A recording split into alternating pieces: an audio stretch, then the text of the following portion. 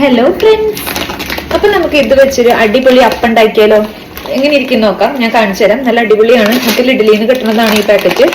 എനിക്ക് തോന്നുന്നു അത്ര എമൗണ്ട് ഒന്നും ഇല്ല, ലൈക്ക് 1 പോയിന്റ് സംതിങ് എത്ര എങ്ങാണ്ടുള്ളൂ.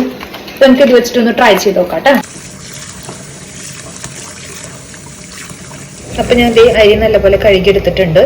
ഇതിനകത്തേക്ക് നമുക്ക്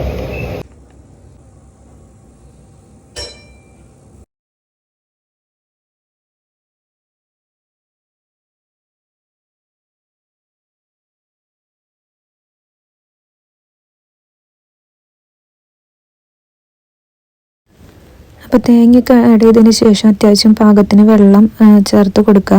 ഇത് അരയ്ക്കാവുന്ന വെള്ളത്തിനുള്ളത് മതി കേട്ടോ, അതിൽ കൂടുതൽ ഒഴിക്കണ്ട. പിന്നെ അതിനകത്തേക്ക് കുറച്ച് ചോറും കുറച്ച് ഈസ്റ്റും കൂടി ആഡ് ചെയ്ത് കൊടുക്കുക. എന്നിട്ട് നമ്മൾക്കൊരു 4-5 മണിക്കൂർ പുറത്ത് വെച്ചതിന് ശേഷം അത് അരച്ചെടുക്കുക. അരച്ചതിന് ശേഷം ഇവിടെ തണുപ്പായി കാരണം ഞാൻ കുറച്ചും കൂടി നേരം പുറത്തിങ്ങനെ വെക്കും. എന്നിട്ടാണ് ഞാൻ പിന്നെ ഫ്രിഡ്ജിൽ അത് കയറ്റാറ്. പിന്നെ പിറ്റേ ദിവസം ആകുമ്പോൾ നല്ലപോലെ പൊന്തി നമുക്ക് കിട്ടും. അപ്പോൾ നല്ല അടിപൊളിയായിട്ട് നമുക്ക് അപ്പം ഉണ്ടാക്കാവുന്നതാണ്. അപ്പോൾ അത്ര